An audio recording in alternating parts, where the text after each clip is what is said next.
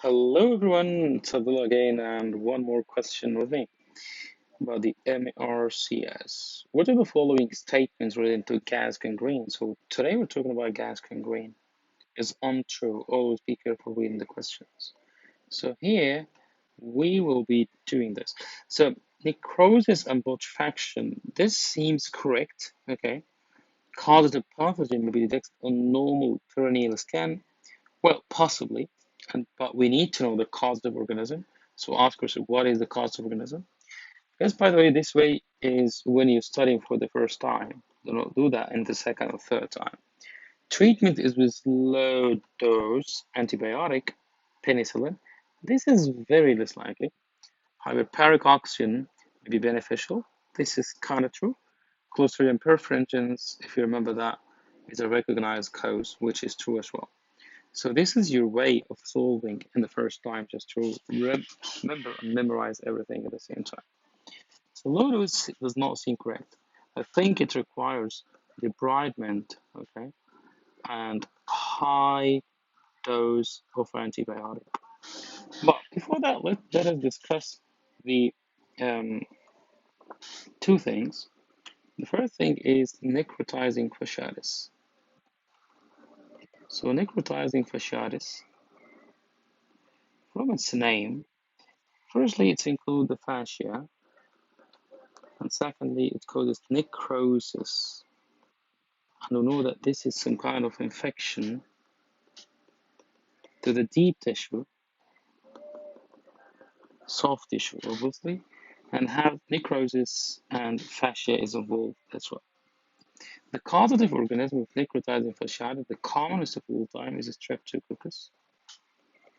However, multiple organisms might be involved, including bacteriides and other organisms such as the gram-negative bacteria and MRSA. Okay, MRSA and gram-negative bacteria. Obviously, all of them are very intense and bad bacteria. The treatment in necrotizing fasciitis. What is the presentation first? The presentation presented by skin might be a bit normal, but the patient is systematically unwell, like his observation are significantly deranged. Okay. And on the other side, you might find the swelling in the skin. These also, even the skin, this is a swelling of soft tissue. Even the skin might have some bully sometimes or discoloration, okay, or edema, okay. Well, what do you do for this patient? This patient requires debridement and take culture and sensitivity while you're doing that, and treat the patient with broad spectrum antibiotic until the culture arrives and treat them by the specific antibiotic. So again, this is advanced soft tissue infection, fascial necrosis, and it involved this underlying background of immunosuppression, like diabetes, polymicrobial, MRSA is seen. Streptococcus is also the commonest one. The second thing we'll talk about is something called melena gangrene, Melenius gangrene.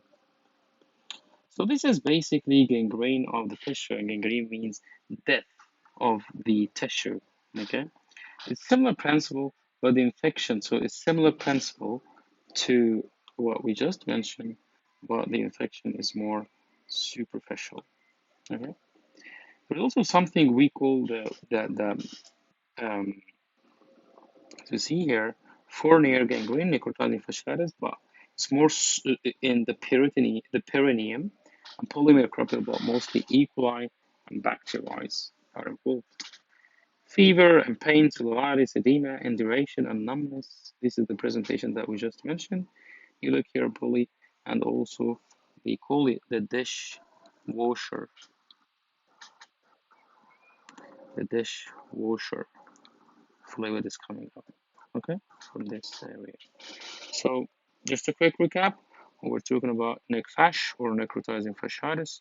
We know that the story is it happens in immunocompromised person, presented with subtle presentation, apart from the deranged, systemic, systematically deranged, and you need to do debridement and a stronger antibiotic for these patients. Have a good day.